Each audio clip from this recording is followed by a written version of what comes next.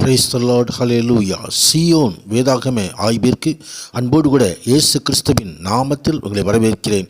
இன்றைய தினத்திலும் வெளிப்படுத்தின விசேஷம் அதிகாரங்கள் 16 முதல் 18 அதிகாரங்களில் உள்ள வசனங்களை தியானிக்க சர்வ வல்லமை தேவன் தாமே நமக்கு கிருபை பாராட்டுவாராக.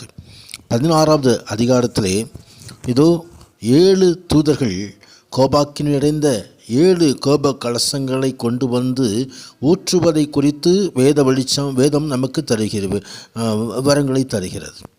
கிறிஸ்துவின் ஆட்சிக்கு பின்பு உலகத்திற்கு திரும்பி வருவதற்கு சற்று முன்பு 7 கோப கலசங்கள் உலகில் ஊற்றப்படுவது ஆரம்பமாகும்.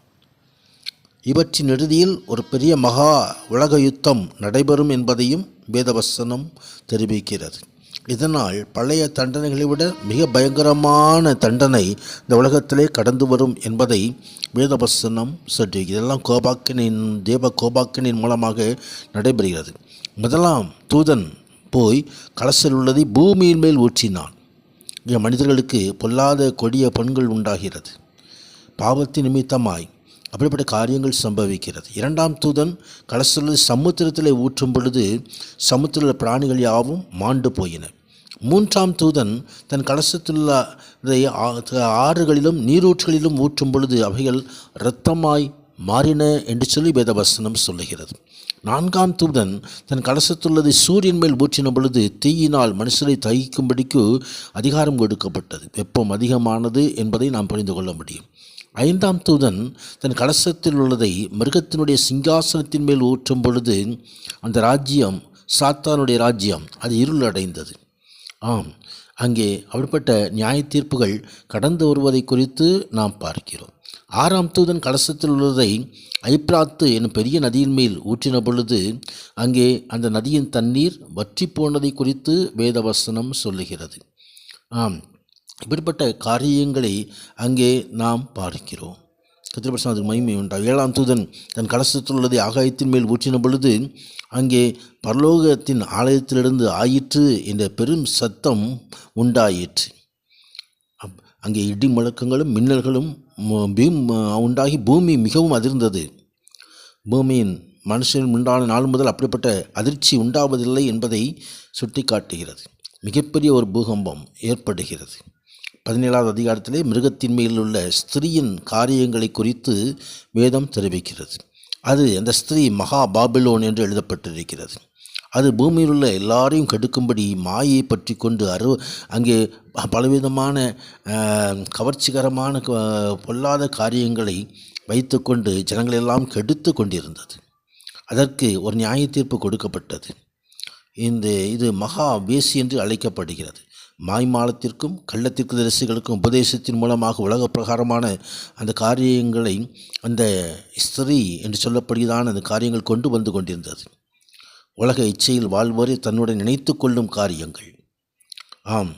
ஒரு மதத்தை போல் தன்னை காட்டிக்கொண்டு அரசியலை போல் வைத்துக்கொண்டு பல தன் செல்வாக்குகளை உலகமெங்கும் பரப்புகிற காரியங்கள். ஆனால் ஆண்டவராகிய தேவன் அதற்கு ஒரு நியாய தீர்ப்பை வைத்திருக்கிறார். அதன் பெயர் பாபிலோன்.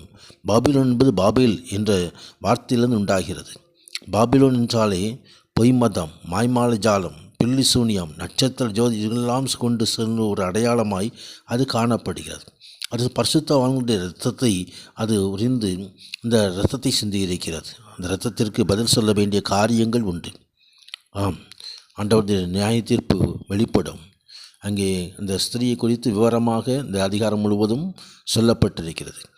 இந்த கண்ட ஸ்திரீயானவள் பூமியின் ராஜாக்கள் மேல் ராஜ்யபானம் பண்ணுகிற மகா நகரமாய் இருக்கிறது என்று சொல்லி அங்கே தூதன் அங்கே அந்த தரிசனத்தை கண்டதான யோவானுக்கு வெளிப்படுத்துகிறதை பார்க்கிறோம்.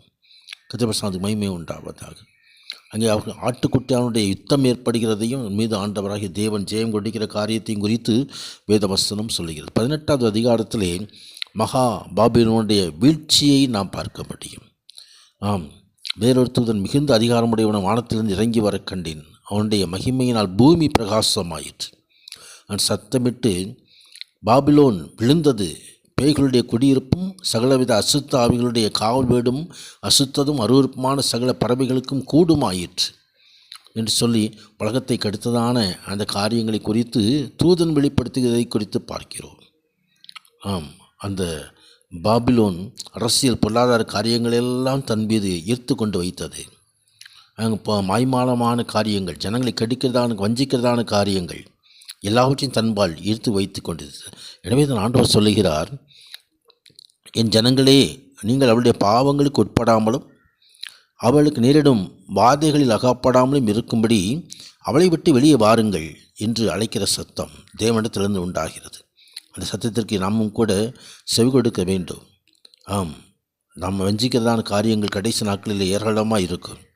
எல்லாவற்றுக்கும் தப்பும்படியாக ஆண்டுடைய வசனத்தை நாம் பற்றி கொள்ள வேண்டும். கர்த்தர் நம்மோடு இருப்பார், அவர் நம்மை நடத்துவார். அவர்தாமே நம்மை அவர் பராமரிக்கிற தேவன், போஷிக்கிற தேவன். அவருடைய ஆசீர்வாதம் இந்த தியான வெளியில் ஈடுபடுகிற ஒவ்வொருவரோடும் இருப்பாராக.